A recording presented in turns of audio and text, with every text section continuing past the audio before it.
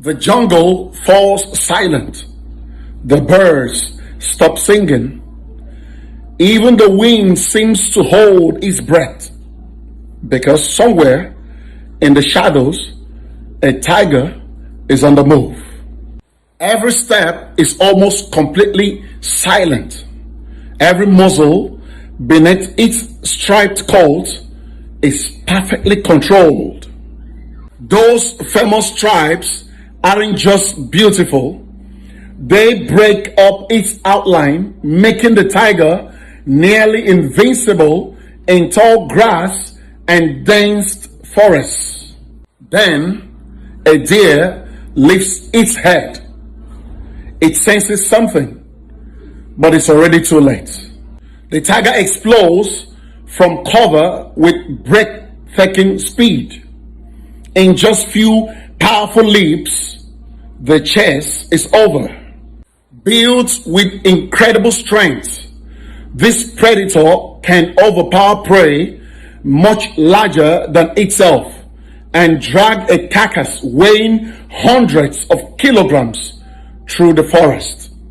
Unlike lions, tigers don't need a pride. They hunt alone. They swim across rivers with ease, climb steep hills, and defend territories that can stretch for miles. Every inch of their kingdom belongs to one ruler. When a tiger roars, the sound can travel for several kilometers, sending a message that echoes through the wilderness. This is my domain, but even the king of the jungle has an enemy that it cannot fight, and that is humans. Habitat loss and illegal poaching has pushed wild tiger populations to the edge. If the forests disappear, so does one of nature's greatest masterpieces. The tiger is more than a predator. It is the heartbeat of the wild.